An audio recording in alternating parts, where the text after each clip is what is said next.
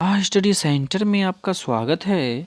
आज मैं बिहार बोर्ड 2021 का ऑब्जेक्टिव का मोस्ट इम्पोर्टेंट क्वेश्चन का सीरीज बताने जा रहा हूँ, जो कि ये आपके मैट्रिक की दृष्टि से भी इम्पोर्टेंट है और ये आपका पार्ट नंबर 4 है। ठीक है, देखते हैं पहला क्वेश्चन क्या है। ऊपर में देखिए क्या है, किस दर्पण की फोकस दूरी ऋणात्मक होती है।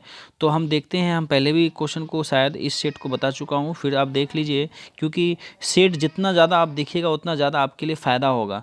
तो ये देखिए, ये हम जो बना रहे हैं गोलीय दर्पण 2 पार्ट्स में मिलकर के बना है।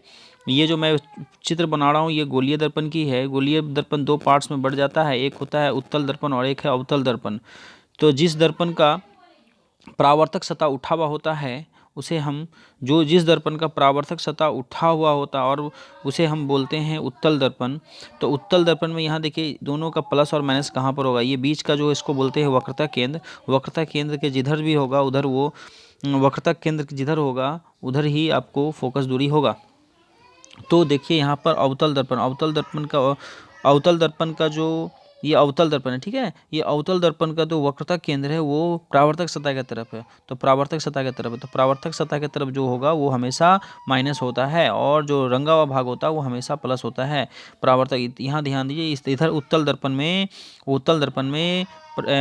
यानी कि ये जो माइनस होगा, नहीं सॉरी, उत्तल दर्पण में ये प्लस होगा, ये प्लस जो होगा रंगा हुआ भाग में, और ये माइनस होगा। तो यहाँ पर आप ध्यान दीजिए किस दर्पण की फोकस दूरी ऋणात्मक होती है।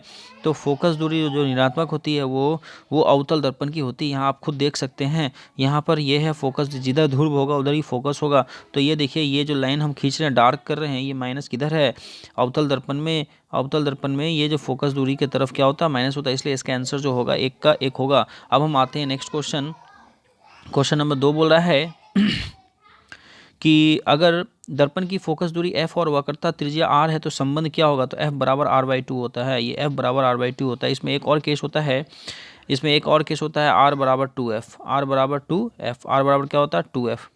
तो अब हम आते हैं नेक्स्ट क्वेश्चन नंबर 3 आते हैं।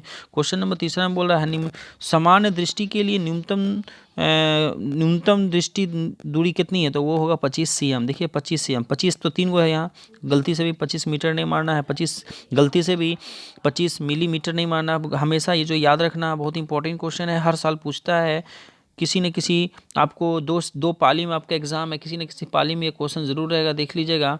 25 cm जो होता है ये मनुष्य का न्यूनतम दूरी देखने की क्षमता होती है। और अधिकतम जो याद रखिएगा, मनुष्य अधिकतम जो है अनंत तक देख सकता है। मनुष्य अधिकतम कहाँ तक देख सकता है, अनंत तक।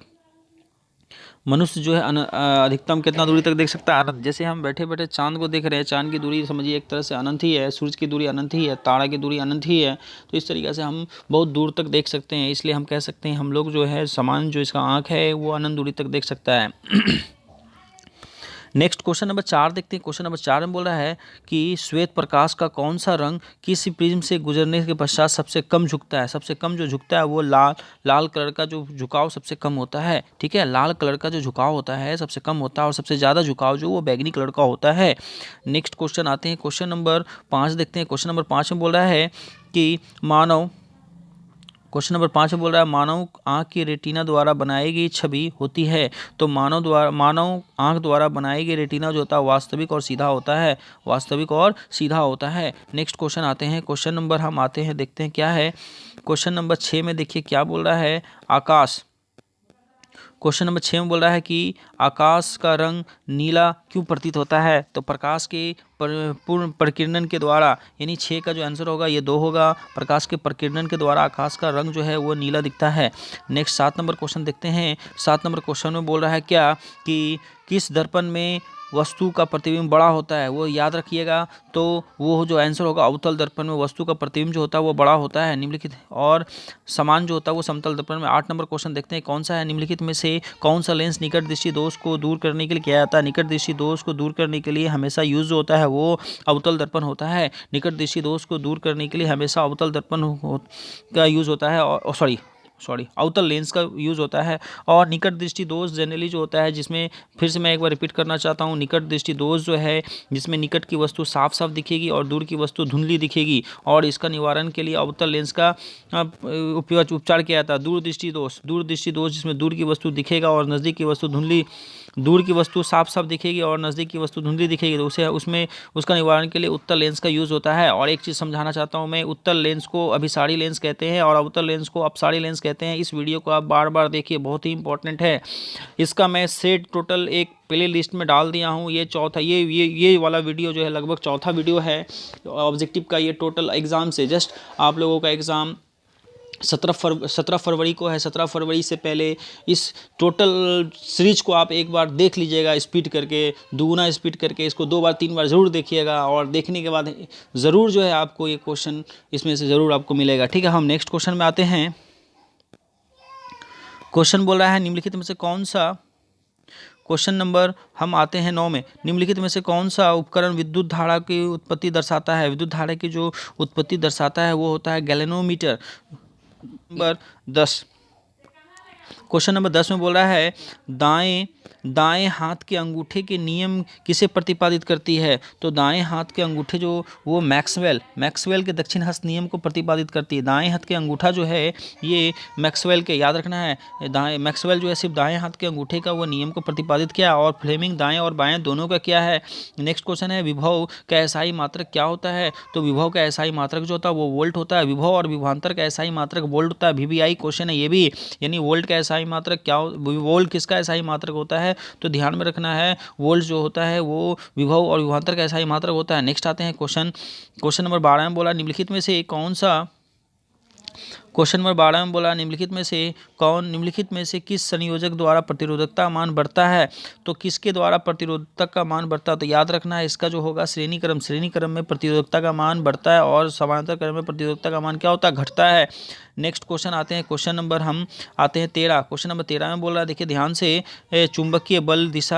चुंबकीय बल रेखा की प्रकृति होती है। चुंबकीय बल रेखा की प्रकृति जो होता है वो वास्तविक और काल्पनिक दोनों होती है। नेक्स्ट आते हैं क्वेश्चन नंबर 14 में, देखते हैं 1 किलो वाट पर घंटा, एक किलो वाट घंटा किसके बराबर होता है। तो वो 3.6 × 10⁻6 जूल होता है, यानी 14 का सी होगा 3.6 × 10⁻6 जूल।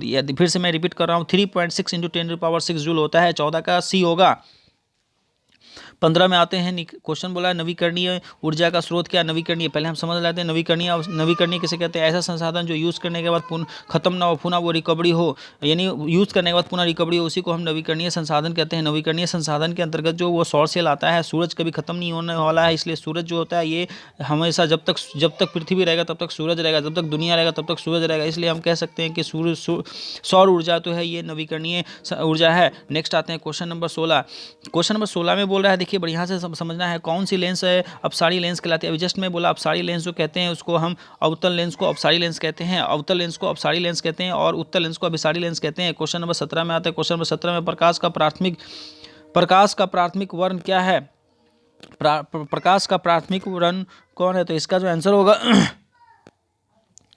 प्रकाश का प्राथमिक वर्ण कौन है, तो लाल, नीला और हरा, ये तीनों प्रकाश का प्राथमिक ये है, समझ गए ना, लाल, नीला और हरा तीनों जो है प्रकाश का प्राथमिक वर्ण है। नेक्स्ट आते हैं क्वेश्चन नंबर 18 में। क्वेश्चन नंबर 18 में बोल रहा है कि निम्नलिखित में 18 कौन सा नेत्र का रंगीन भाग है। तो आइरिस जो है नेत्र का रंगीन भाग है, 18 का 4 होगा। बहुत ही इंपॉर्टेंट क्वेश्चन, आइरिस जो है नेत्र का रंगीन भाग होता है। 18 19 नंबर बात है, 1 HP यानी 1 हॉर्स पावर, HP का मतलब हॉर्स पावर 746 वाट होता है। नेक्स्ट क्वेश्चन नंबर 20 में आते हैं। क्वेश्चन नंबर 20 में क्या बोल रहा है देखते हैं ध्यान से। विशालक शीशा यानी मैग्नीफायर ग्लास होता है। मैग्नीफायर ग्लास जो होता है वो मैग्नीफायर ग्लास जो होता है उसको हम बोलते हैं उत्तल लेंस। उत्तल लेंस को मैग्नीफायर ग्लास कहते हैं। उत्तल लेंस को कौन सा ग्लास कहते हैं, मैग्नीफायर ग्लास कहते हैं। नेक्स्ट क्वेश्चन नंबर 21 में देखते हैं क्या बोला है। क्वेश्चन नंबर 21 में बोला है, यहाँ ध्यान दीजिए, जब किसी भी चालक तार में विद्युत धारा प्रभावित होती है तो वो गतिशील कण क्या होती है। तो वो गतिशील कण जो होती है वो यहाँ पर प्रोटीन आयन और यहाँ परमाणु आयन प्रोटीन नहीं होकर क्या होगा, इलेक्ट्रॉन होगा। क्या होगा, इलेक्ट्रॉन होगा। 21 का 4 होगा। 22 में देखते हैं एम्पियर घंटा क्या, VVI क्वेश्चन है, मोस्ट इंपॉर्टेंट क्वेश्चन है, यहाँ ध्यान दीजिए आप लोग। एम्पियर घंटा मात्रक है, एम्पियर घंटा मात्रक जो वो आवेश का है, एम्पियर घंटा मात्रक जो है वो आवेश का है। नेक्स्ट है, जब किसी चालक तार के विद्युत धारा प्रभावित होती है तो गतिशील कण क्या होती है, तो यहाँ पर इलेक्ट्रॉन होती है। फिर अगर रिपीट हो गया ये क्वेश्चन, फिर 22 नंबर क्वेश्चन में भी रिपीट हो गया है। एम्पियर घंटा जो होता है वो आवेश का होता है, ये क्वेश्चन रिपीट हो गया। फिर हम 23 नंबर क्वेश्चन में आते हैं। 23 नंबर में बोल रहा है क्या कि निम्नलिखित में से कौन सा मात्रक वाट के बराबर होता है, तो मात्रक जो है ये JS होगा, जेल पर एस यानी जूल पर सेकेंड होता है। नेक्स्ट आते हैं 24 नंबर क्वेश्चन में। 24 नंबर क्वेश्चन में बोल रहा है कि विद्युत धारा का मात्रक क्या होता है, तो विद्युत धारा का मात्रक जो होता है वो एम्पियर होता है। नेक्स्ट 25 नंबर क्वेश्चन बोल रहा है ग्लोबल वार्मिंग के लिए उत्तरदायी गैस है, ग्लोबल वार्मिंग के लिए उत्तरदायी गैस जो है वो CO2 है, यानी कार्बन डाइऑक्साइड गैस है। ग्लोबल वार्मिंग के लिए जो उत्तरदायी गैस है वो कार्बन डाइऑक्साइड गैस, यानी 25 का जो होगा आंसर 3 होगा। नेक्स्ट आते हैं क्वेश्चन नंबर 26। क्वेश्चन नंबर 26 में बोल रहा है शरीर में भोजन का पचने किस प्रकार की अभिक्रिया, शरीर में भोजन का पचना जो है वो इसका जो होगा आंसर 26 का जो आंसर होगा वो अपचयन, यानी शरीर में भोजन का पचना जो वो अपचयन अभिक्रिया, उपचयन भी हो सकता है अपचयन भी हो सकता है, जनरली हम मार सकते हैं उपचयन। शरीर में भोजन का पचना जो कौन सी अभिक्रिया है वो उपचयन अभिक्रिया है। नेक्स्ट क्वेश्चन है क्वेश्चन नंबर हम आते हैं 27 में।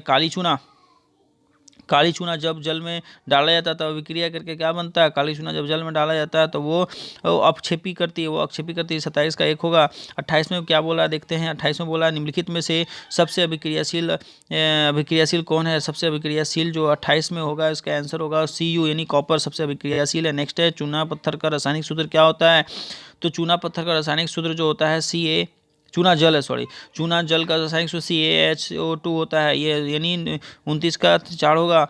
30 में आते हैं। 30 में क्या बोल रहा है निम्नलिखित विलायक में लाल लिटमस को नीला कर देता है उसका pH मान क्या होता है, लाल लिटमस को जो नीला कर देता है उसका जो pH मान होता है वो हमेशा जो होता है वो 7 से अधिक होता है, यानी क्षारीय होता है, यानी इसका जो आंसर होगा 11 और 10 दोनों, यानी इनमें से सभी होगा, ये होगा आंसर इनमें से सभी। नेक्स्ट आते हैं क्वेश्चन नंबर 31 में आते हैं। क्वेश्चन नंबर 31 में आते हैं क्या बोल रहा है कि एल्काइन के कार्बन के बीच कितने बंधन होते हैं, एल्काइन के कार्बन के बीच जो है वो ट्रिपल बॉन्ड होते हैं, यानी इसका जो आंसर होगा 31 का 3 होगा।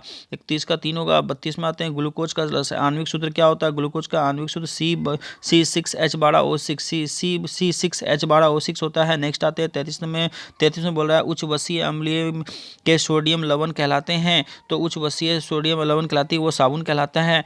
33 का 1 होगा। 34 में CHO क्या है, तो 34 में CHO जो है वो एल्डिहाइड है, CHO क्या है वो एल्डिहाइड है। नेक्स्ट 35 में आते हैं आवर्त सारणी के किस आवर्त में बाएं से दाएं जाने के तत्व की परमाणु त्रिज्या जो होती है वो क्या होती है, तो ये जो होती है घटती है, यानी 35 का 1 होगा। 36 में आते हैं निम्नलिखित तत्वों में से अधातु के अनुसार बढ़ते क्रम में सजाएं, तो अधातु के अनुसार जो बढ़ते क्रम में सबसे होगा लिथियम के बाद बेरियम, उसके बाद कार्बन, उसके बाद ऑक्सीजन, उसके बाद फ्लोरीन, यानी इसका जो आंसर होगा 36 का 2 होगा। 37 में सिलिकॉन क्या है, सिलिकॉन एक उपधातु है, यानी सिलिकॉन एक धातु है, 37 का 3 होगा। 38 में आते हैं निम्नलिखित में कौन सा विद्युत धनात्मक तत्व है, विद्युत धनात्मक तत्व जो होगा इसमें आपका यानी सोडियम होगा, विद्युत धनात्मक तत्व जो है वो सोडियम है, यानी 38 का जो आंसर होगा वो 3 होगा। 39 में आते हैं। 39 में क्या बोल रहा है टिहरी बांध निर्माण किस प्रदेश में हुआ, वो उत्तराखंड में हुआ। नेक्स्ट आते हैं क्वेश्चन निम्नलिखित में से किस धातु को केरोसिन में डुबाकर रखा जाता है, तो सोडियम को केरोसिन में डुबाकर रखा जाता है, यानी 40 का 2 होगा। 41 में आते हैं। 41 में देखते क्या है, 41 में बोल रहा है अपमार्जक के बनाए जाते हैं। अपमार्जक किससे बनाए जाते हैं, तो अपमार्जक जो बनाए जाते हैं वो अपमार्जक से शैम्पू भी बनाए जाते हैं, सर्फ भी बनाए जाते हैं और डिटर्जेंट भी बनाए जाते हैं, यानी ये इनमें से सभी होगा। 41 का 4 होगा। 42 में बोल रहा है कि सौर सेल में किसका उपयोग होता है, तो सौर सेल में जो उपयोग होता है वो सिलिकॉन का उपयोग होता है। 42 का जो होगा आंसर 2 होगा। अब हम आते हैं 43 में। 43 में बोला निम्नलिखित में से किसका उपयोग खाना बनाने के लिए ईंधन में किया जाता है, खाना बना नहीं किया जाता, सॉरी, निम्नलिखित में से कौन सा खाना बनाने के ईंधन में नहीं किया जाता है, तो वो सीएनजी का उपयोग जो खाना बनाने के इसमें नहीं किया जाता, यानी इसको सीएनजी, यानी इसमें सीएनजी का मुख्य घटक जो है वो मीथेन है, याद रखना, सीएनजी का मुख्य घटक क्या है, मीथेन है। और एलपीजी का मुख्य घटक जो है वो ब्यूटेन है, एलपीजी का मुख्य घटक ब्यूटेन है। और बायोगैस का भी मुख्य घटक जो है वो बायोगैस का भी ये मीथेन है। और कोयला तो जान ही रहे हैं। 44 नंबर में बोल रहा है Ca+O2 मिलके CO जो बनता है, ये कौन सी अभिक्रिया है, ये जो अभिक्रिया है आपको ऑक्सीकरण अभिक्रिया, क्योंकि यहाँ ऑक्सीजन से अभिक्रिया कर रहा है, इसलिए बहुत बहुत इंपॉर्टेंट क्वेश्चन है, अभिक्रिया से एक क्वेश्चन 100% रहेगा। निम्नलिखित 45 में क्या बोला, निम्नलिखित में से कौन से समीकरण संतुलित नहीं है, तो निम्नलिखित में से कौन सा समीकरण संतुलित नहीं है, तो इसका जो ये जो बी नंबर है, ये बी और संतुलित नहीं और संतुलित है ये। नेक्स्ट आते हैं, नज़र नहीं आ रहा तो आप थोड़ा सा गौर से जूम करके क्वालिटी का वीडियो को बढ़ा लीजिएगा। उदासीनी पीएच क्या होता है, उदासीनी पीएच जो है वो 7 होता है। 46 का कितना होगा, 1 होगा।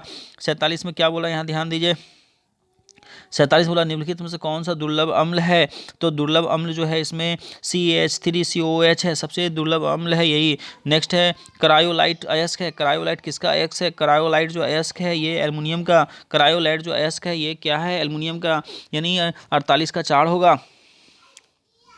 ठीक है, हम आते हैं 49 नंबर में। 49 में क्या बोल रहा है, पोटेशियम, पोटेशियम का परमाणु, यानी पोटेशियम का संकेत के होता है, याद रखना है, पोटेशियम का संकेत के होता है और इसका परमाणु संख्या 19 होता है। इसका जो 49 का 3 होगा। 50 में बोल रहा है फॉर्मुलिक अम्ल, यानी आईयूपीएसी ने फॉर्मुलिक अम्ल का आईयूपीएसी ने मिथेनोइक अम्ल होता है, मिथेनोइक अम्ल होता है। नेक्स्ट है इथाइल अल्कोहल का आणविक सूत्र क्या होता है, इथाइल अल्कोहल यानी OH, इथाइल अल्कोहल का जो सूत्र होता है ये C2H5OH होता है, यानी 51 का 2 होगा। एल्काइन कौन है, तो इसमें एल्काइन यानी ट्रिपल बॉन्ड वाला देखते हैं कौन है, C2H2 जो ये एल्काइन है, यानी 52 का 1 होगा। 53 में देखते हैं, 53 में क्या हो, चीनी का रासायनिक सूत्र क्या है, C12H22O11 है, चीनी का रासायनिक सूत्र है। और हम देखते हैं 54 में क्या बोला है, एसिटिलीन में कार्बन के बीच कितने बंधन होते हैं, तो एसिटिलीन में कार्बन के बीच जो है ट्रिपल बंधन होते हैं, यानी इसका जो 54 का होगा 3 होगा, यानी 54 का 3 होगा। अब हम आते हैं 55 में। 55 में क्या बोल रहा है, श्वसन में अध्ययन के लिए उपयोगी किए जाने वाले बीज होते हैं, तो वो जो बीज होते हैं वो अंकुरित बीज होते हैं। नेक्स्ट आते हैं 56 में, मानव वृक्क किस प्रकार का अंग है, मानव वृक्क जो उत्सर्जी अंग है, यानी 56 का 3 होगा और 55 का 2 होगा। ठीक है, नेक्स्ट 57 नंबर बोल रहा है, पौधे में जाइलम और निम्नलिखित में से किस परिवहन के लिए जिम्मेदार है, पौधे में जो जाइलम है वो जिम्मेदार है पानी को ले जाने में। ठीक है, नेक्स्ट आते हैं क्वेश्चन नंबर 58 है, श्वसन में कौन से दौरान निकलती है, श्वसन के दौरान जो कार्बन डाइऑक्साइड निकलती है, 58 का 1 होगा। 59 में देखते हैं क्या बोल रहा है, 59 में ध्यान से यहाँ देखना है, 59 में देखिए क्या बोल रहा है, तो 59 में बोल रहा है, यहाँ देखिए 59 में बोल रहा है, 1 मिनट वीडियो में, 59 में, अच्छा हो गया। 59 में देखिए क्या बोल रहा है कि फलों को पकाने में निम्नलिखित में से किसके नियंत्रित किया जाता है, फलों को पकाने में एथिलीन का यूज़ किया जाता है, यानी 59 का 3 होगा। नेक्स्ट आते हैं 60 में। 60 बोल रहा है, न्यूरॉन का वह हिस्सा जहाँ जानकारी हासिल होती है उसे क्या कहते हैं, न्यूरॉन का वह हिस्सा जहाँ जानकारी होती है उसे तंत्रिका कक्ष बोलते हैं। 60 का जो आंसर होगा वो 2 होगा, तंत्रिका कक्ष बोलते हैं। 61 में बोल रहा है, 61 में निम्नलिखित में से कौन सा आपातकालीन हार्मोन है, आपातकालीन हार्मोन जो है यहाँ पर जो होगा वो एड्रेनलिन होगा, यानी 61 का 1 होगा। निम्नलिखित में से कौन सा, 62 में देखते हैं क्या है, 62 में बोल रहा है निम्नलिखित में से कौन सी अनैच्छिक क्रिया नहीं है, तो अनैच्छिक क्रिया नहीं है, इसका जो आंसर होगा 62 का ये होगा दिल की धड़कन, ये अनैच्छिक क्रिया यानी हमारी इच्छा के अनुसार नहीं होता, वो अपने धड़कते रहता है। ठीक है, उल्टी जो है अनैच्छिक क्रिया, चबाना कि अत्यंत लार निकलना ये भी ऐच्छिक क्रिया है, यानी दिल का धड़कना ये जो है ऑटोमेटिक प्रकृति द्वारा दिया गया। मानव गर्भ की अवस्था कितनी होती है, मानव गर्भ की अवस्था जो 270 दिन होती है। ठीक है, 64 में देखते हैं, गंगा एक्ट प्लान कब शुरू किया गया, गंगा एक्ट प्लान जो शुरू किया गया 1985 में, गंगा एक्ट प्लान जो शुरू किया 1985 में। नेक्स्ट आते हैं 65 में मुकुलन द्वारा अलैंगिक जनन का निम्नलिखित कौन सा है? वो जो होगा 65 का जो होगा वो एक होगा ईस्ट होगा, 65 का एक होगा ईस्ट होगा। अब हम आते हैं 66 में बोल रहा है निम्नलिखित में से कौन सा बीमारी श्वसन तंत्र से संबंधित है, यानी सांस से बीमारी जो संबंधित है वो होगा निमोनिया यानी फेफड़ा में पानी जम जाना। ये निमोनिया से, डायरिया से नहीं होगा, टीबी से नहीं होगा। तो ये जो निमोनिया है ये फेफड़े में पानी जम जाता है, ये सांस लेने में दिक्कत होगा। ठीक है। 67 में आते हैं निम्नलिखित मानव और अन्य मांसाहारी जीव निम्नलिखित में से किस पाचन नहीं करते हैं? 67 में फिर से मैं रिपीट कर रहा हूँ इस क्वेश्चन को। बोल रहा है मानव एवं अन्य मांसाहारी जीव निम्नलिखित में किस पाचन नहीं कर सकते हैं? वो सेल्यूलोज का पाचन नहीं पचा नहीं सकते हैं, सेल्यूलोज को नहीं पचा सकते हैं। 67 का 2 होगा। यानी 68 में देखते हैं ब्रेन हैमरेज का मुख्य कारण क्या है? ब्रेन हैमरेज का मुख्य कारण जो होगा वो हाइपरटेंशन होगा। हाइपरटेंशन होता है। नेक्स्ट है 69 में देखते हैं क्या है। 69 में बोल रहा है, एक मिनट, 69 में बोल रहा है निम्नलिखित में से 69 में बोल रहा है निम्नलिखित में से परजीवी पादन का उदाहरण क्या है? तो परजीवी पादन का उदाहरण जो होगा वो परजीवी यानी दूसरे पे वो डिपेंडेंट होता है, यानी परजीवी यानी दूसरे पे डिपेंडेंट होता है। तो 69 का जो आंसर होगा वो कस्कूटा नहीं होगा, कवक होगा। 70 में आते हैं। 70 में हृदय में रक्त का संपूर्ण शरीर में पंप किया जाता है किसके द्वारा? तो हृदय में संपूर्ण पंप किया जाता है वो जो होगा फेफड़ा द्वारा नहीं, अलिंद नीलई द्वारा। अलिंद और नीलई फेफड़ा यानी सब होगा, इनमें से सभी होगा, फेफड़ा का भी यूज होता है। ठीक है। नेक्स्ट आते हैं 71 में हाइड्रा अलैंगिक विखंडन द्वारा क्या करता है? 71 का जो होगा आंसर, अच्छा सॉरी, हाइड्रा में अलैंगिक जनन की विधि क्या है? मुकुलन। हाइड्रा में मुकुलन, एक मिनट, हाइड्रा में अलैंगिक जनन की विधि है वो मुकुलन विधि द्वारा करता है। नेक्स्ट है 72 बोल रहा है, 72 में बोला है जनन संचारित रोग है। जनन संचारित रोग जो होगा वो होगा बीजाणु जनन।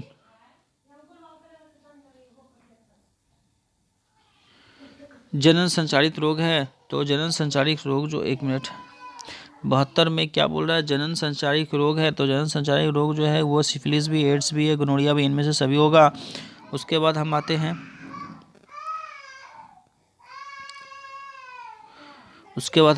हैं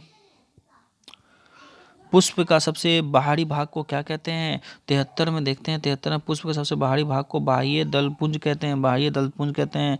74 में ब्लड ग्रुप ए में कौन सा एंटीबायोटिक होता है? ब्लड ग्रुप ए में जो एंटीबायोटिक होता है वो होगा बी होगा, वो एंटीबायोटिक होगा। 74 का जो होगा आंसर 3 यानी 3 होगा। रक्त में ग्लूकोज की मात्रा निम्नलिखित में से किसे नियंत्रित करता है? तो वो इंसुलिन करता है। 75 का होगा 1। 75 का जो होगा, सॉरी एक मिनट, रक्त में ग्लूकोज की मात्रा निम्नलिखित में से कौन नहीं नियंत्रित करता है? तो वो इंसुलिन होगा। तो इसमें जो गैस्ट्रीन नहीं होगा। आंसर 75 का 3 होगा। 76 बोला है पादप हार्मोन निम्नलिखित में से कौन सा है? जिब्रेलिन जो है पादप हार्मोन है। अब 76 में आते हैं। 76 में बोला है हार्मोन स्रावित होता है, हार्मोन अंतःस्रावी ग्रंथि से स्रावित होता है। ठीक है। 78 में देखते हैं। 78 में क्या बोल रहा है? 78 में बोला है निम्नलिखित में से मुख द्वारा निम्नलिखित कितने जोड़े लाड़ ग्रंथि पाई जाती है? तो मुख में 3 गो लाड़ पाए जाते हैं, यानी 78 का 3 होगा। 79 में देखते हैं क्या बोल रहा है? 79 में बोल रहा है एंड्रोजन किस प्रकार का हार्मोन है? एंड्रोजन जो वो मेल हार्मोन है, मेल में पाया जाता है ये हार्मोन। 80 नंबर में बोल रहा है मटर को अपने प्रयोग में लाया जाता है। मेंडल ने मटर को अपने प्रयोग में लाया है। ठीक है। वीडियो अगर पसंद आए, नेक्स्ट वीडियो आपको मिलते रहेगा साइंस का। ठीक है। थैंक यू, धन्यवाद।